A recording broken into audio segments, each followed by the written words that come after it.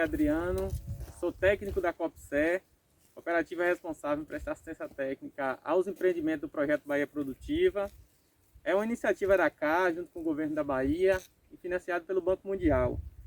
Estamos aqui dando seguimento às nossas videoaulas, né? O vídeo 02, onde a gente vai dar continuidade ao tema segurança alimentar e nutricional e a questão do quintal produtivo, né? Através do quintal produtivo. Estamos aqui, né, com Ivanilda, que é a proprietária, né, aqui da propriedade, aqui na comunidade de Jurema, município de Impirá, onde no primeiro vídeo ela nos apresentou, né, toda essa questão da luta, né, para que ela conseguisse alcançar, né, esse objetivo da segurança alimentar e nutricional da família dela, aqui na propriedade. Então, esse segundo vídeo a gente vai trabalhar um pouco mais sobre a questão da estrutura, né, desse quintal produtivo. Então aqui, a gente está aqui próximo, né, dessa tecnologia de armazenamento de água.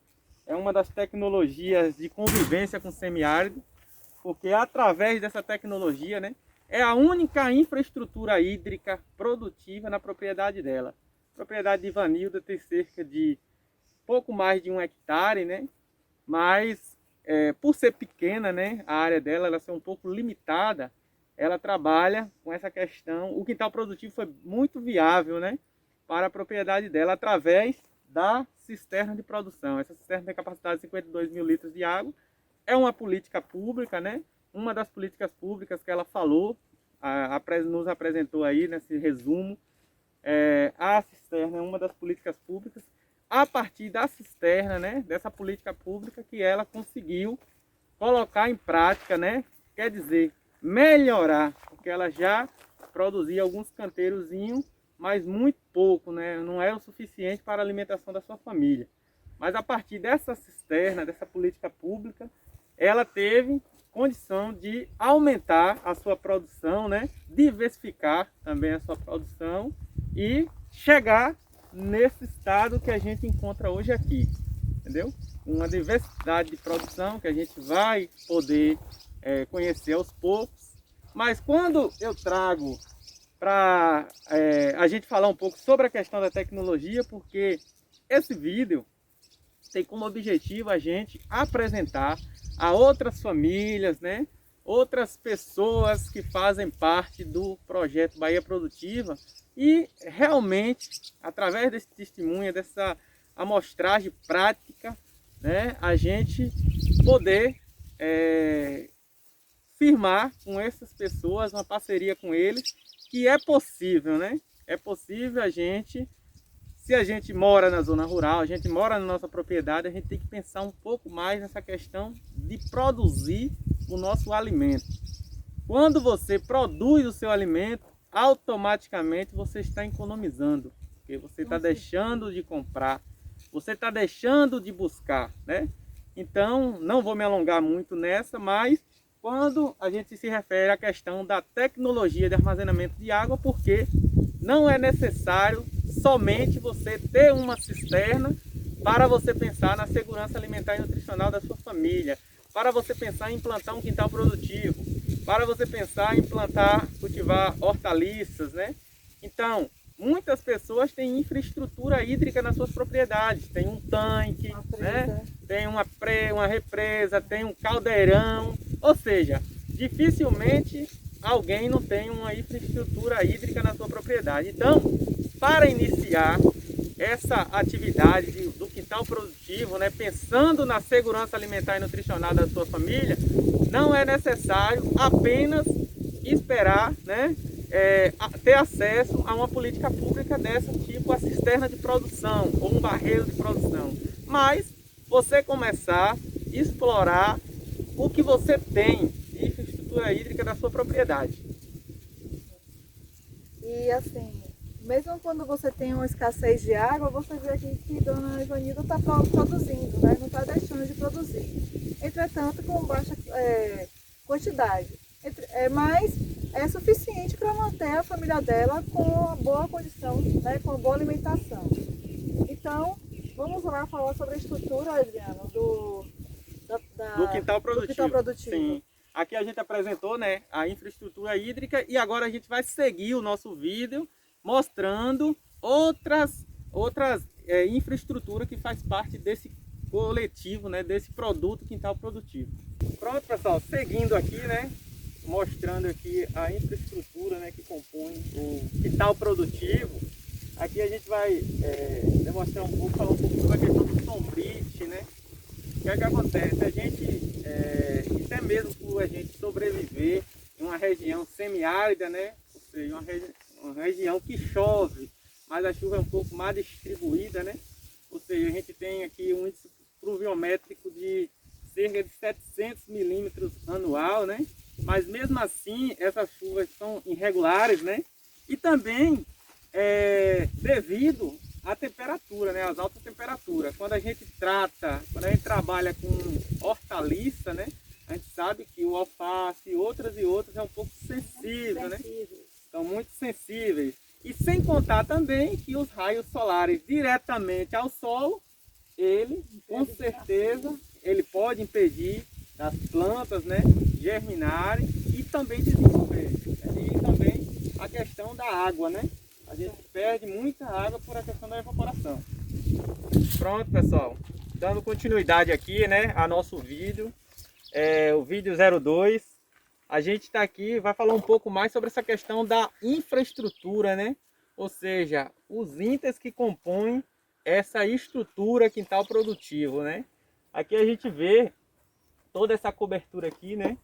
Que a gente usa aqui na nossa propriedade, que Ivanilda usa, que todos os produtores aqui da região, né, que trabalham, todos os agricultores que trabalham com essa questão da horticultura, né, a gente precisa desse sombrite porque ele ameniza a questão dos raios solares, né, ou seja, através dessa cobertura, né, Ivanilda, o sol, né, os raios solares, eles não atingem diretamente a planta ou o solo, né, isso contribui com a questão de mais tempo, né, o solo úmido e também até mesmo evita que queime algumas plantas, né, que a gente sabe que hortaliças são as plantas de folhas sensíveis, né, tipo o alface, o coentro, até mesmo algumas plantas, né, que estão germinando. Então a gente precisa do sombrite, é essencial. Região que tem palha de uricuri, a gente também pode estar substituindo palha de coco, claro, nunca 100%, ou seja, você nunca deve cobrir, né, o canteiro 100%, você tem que cobrir 70%, 75%, ou seja, que de qualquer forma a planta, né, precisa também dos raios solares, não diretamente, mas indireto, né? Então, você pode, onde tem palha de uricuri ou palha de coco, a gente pode estar substituindo pelo sombrite. Isso a gente já tem um resultado economicamente, né, bem melhor. E outra, sem contar que você está usando um produto 100%, né, natural, degradável, né? Não vai prejudicar a natureza, né? Então, economicamente. Então a gente, falando aqui, né, quando a gente substitui o sombrite, né, desse aqui pela palha do licuri ou a palha do coco, a gente está sendo economicamente viável e ecologicamente também viável, viu? Então é só mesmo uma dica, né? Porque quando a gente fala da questão da produção, né, e principalmente na agricultura familiar, a gente tem que pensar em aproveitar o máximo que a gente tiver de matéria-prima na nossa propriedade. Não é isso, Ivanilda? Verdade. Então, às vezes você não precisa ir ao mercado comprar estacas, né? Mas se você já tem alguma madeira na sua propriedade que você pode aproveitar. Não salientando aqui que eu não estou estimulando a questão do desmatamento, mas quando você tem que possa fazer um raleio de forma, né, com toda a orientação técnica, né, dentro dos padrões técnicos, que não venha degradar a natureza, a gente pode estar fazendo também esse aproveitamento. Falando agora do canteiro, como o local é um local seco, a gente sabe que não temos água abundante, para economizar, a gente usa debaixo desse canteiro o plástico para ter uma duração mais da água não ir embora assim por terra. E o canteiro, ele é ser nascido, exposto ao sol, por exemplo, do jeito que está aqui, o coentro nascendo, com os raios do sol, do jeito que está ultimamente, por 2, 3 dias eles morrem, não suporta a temperatura. Então, olha a necessidade do sombrite. Como o meu amigo Adriano passou, sombrite, ou palha de coqueiro, ou ericuri, não importa. O bom é você fazer a cobertura. E, assim, eu faço esses canteiros e tenho uma certa dificuldade quando não há a cobertura. Porque mesmo as folhas do couve, que é mais resistente, ele não suporta a temperatura, ele acaba secando, fica danificada do sol. Então é necessário em nossa região ter a cobertura, que não seja uma cobertura ampla, mas que seja... Pronto, pessoal, seguindo, né, sobre a questão da apresentação dos canteiros, né, aqui a gente está com o modelo de canteiro, é a horta verão, né, está já nesse estado, porque só para você ver, né, a importância, né, dessa técnica. Esses canteiros aqui tem pouco mais de 3 anos que foram construídos, né? Até hoje, Ivanilda aqui só faz, no caso, a adubação, né? A base de esterco de ovinos, né? Aqui na propriedade dela, que ela cria, os animais que ela cria aqui são ovinos. Então, ela tira lá o esterco do curral, né? Tem todo aquele processo da decomposição dele, né? O período de cura desse esterco, né? Que ela tira ele do curral e aí passa cerca de 30 a 45 dias, né? Ela com aquele processo de sempre ir virando o esterco, né? Fazendo aquela questão da traçagem, né, dele, para que acelere essa questão do processo de decomposição. Então, a partir de 30 a 45 dias, ela traz esse adubo aqui para o quintal produtivo, para os canteiros dela e as outras plantas. O que é que acontece? Vai. Também utilizo aqui a terra de quixabeira, que é uma adubação. É uma terra, mas a gente se sente que é um complemento. Ela é muito fresca, então as lavouras se dão muito bem com ela. É uma planta, né, daqui da região da Caatinga, né, quixabeira, porque nem toda região a gente sabe que possa ser que o pessoal pode até ter e conhecer por outro nome, né, mas a quixabeira é uma planta nativa aqui, né, oriunda aqui da Caatinga, da região, e como o Ivanilda falou, é uma terra, sempre ela é uma terra arenosa e rica em matéria-prima, né, então ela, pelo o solo daqui da área de Ivanilda, dificilmente ela mesmo só usa quando ela, no caso, usa a terra de quixabeira dos canteiros, ela só faz uma adubação de cobertura, ou seja, depois de preparado o canteiro, ela vem com a camada de esterco superficial. Não é isso, Ivanilda? Então, essa terra, quando se trata da questão do canteiro, né, desse canteiro, desse modelo de canteiro aqui, da horta verão, é bom a gente trabalhar com a terra arenosa e rica em matéria orgânica. Horta verão, qual é a diferença da horta verão para o canteiro convencional? A gente vai chegar lá no instante que eu vou falar sobre esse canteiro convencional. Agora vamos focar aqui no canteiro, na horta verão. Para você fazer, no caso, esse canteiro, você vai precisar comprar a lona, né? Essa lona aqui que eu acho que vocês conhecem, né? Esse plástico. É essa lona aqui, que interno é branca e externo é preta, ó. Essa lona, porque ela é mais resistente. Se você comprar só aquela preta, ela pode até ser mais barata, mas a durabilidade no solo é outra. É muito menor. Só para você ter uma noção, essa lona aqui tem pouco mais de 3 anos que foi feito esse canteiro. Ele só é renovado, né? Aí o que é que acontece? Para plantio, que vai depender, a profundidade dele vai depender das plantas que você vai cultivar aqui. Se você vai cultivar essas plantas que você utiliza muito mais a parte, né, das folhas, a parte aérea como comestível, no caso de alface, rúcula, coentro, você vai precisar cavar, né, 30 centímetros de profundidade. Ou seja, um canteiro desse, para você fazer um canteiro desse, você vai medir no máximo 1,20 m de largura, no máximo. Mas é bom trabalhar padrão com 1 metro. Eu gosto de trabalhar com 1 metro. 1 metro de largura o canteiro. Por quê? Isso, Ivanilda. No caso, como é que você faz quando você trabalha com um canteiro de 1 metro? Facilita, né? Bem mais tranquilo para você cuidar. Facilita. Para você fazer a capina manual, né? E até mesmo aquela parte de você fazer todo o manejo do canteiro. Quando o canteiro é mais estreito, é melhor para você acessar, né? De um lado a outro, né?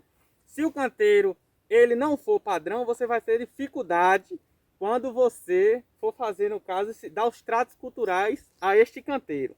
Então, o que é que acontece? 1 metro a 1,20 m de largura. O comprimento vai depender da sua escolha, do seu objetivo volumoso, produtivo, né? E espaço também. Mas a gente costuma orientar que coloque 5 metros de comprimento, ou seja, 1 metro de largura, que é o padrão, com 5 metros de comprimento, entendeu? Então você vai ter o quê? 5 metros quadrados. Aí, a largura 1 metro a 1,20 m, né? Se for 1,20 m, vai ser 6 metros quadrados. 1,20 m por 5 metros vai ser 6 metros quadrados. Se for 1 metro por 5 de comprimento, 1 metro de largura por 5 de comprimento, você vai ter 5 metros quadrados. Aí o que é que acontece? A profundidade para alface, coentro, rúcula, pode colocar com 30 centímetros. Aí o que é que acontece? Você vai, demarcou, um exemplo, vamos trabalhar com 1 metro. Demarcou 1 metro aqui, bote o piquete, né? Piquetezinho. Demarca, aí você mede 5 metros. Lá em cima você mede mais 1 metro e você coloca os piquetes. Vem com uma linha, que pode ser usada aquela linha de pedreiro. E ó, um barbante, paia de uricuri, entendeu? Não é necessário comprar, né, esse produto. Se você tiver até paia de uricuri, serve. Por quê? Qual é o objetivo dessa linha? É para demarcar, né? Para você cavar, para que este, que a gente costuma chamar esse caixão, né? Aqui no chão, esse buraco, ele fique dentro dos padrões técnicos, né? Ou seja, fica esquadrejado. Uniformizado. Né? Isso, uniformizado. Ouça, não. Homogeneizado. Isso, no caso. Aí o que é que acontece? Você vai cavar, né? Depois de demarcado, né? E colocar a linha, né, para demarcar, você vai cavar e retirar esta terra.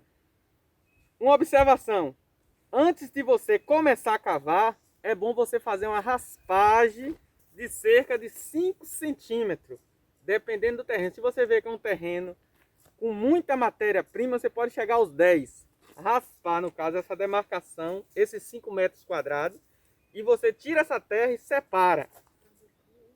Por quê? Porque aqui é a parte fértil do solo, né? Esses 5 a 10 centímetros.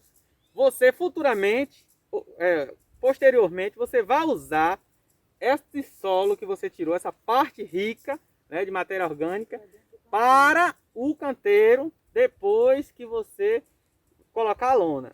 Aí o que é que acontece? Você tirou essa parte, né, se existir essa parte rica, né, de matéria orgânica, aí você pode cavar. A nossa próxima videoaula, nós vamos tratar de dois canteiros, né, que é o canteiro econômico e o canteiro E o convencional. convencional. E até a próxima aula. Obrigada!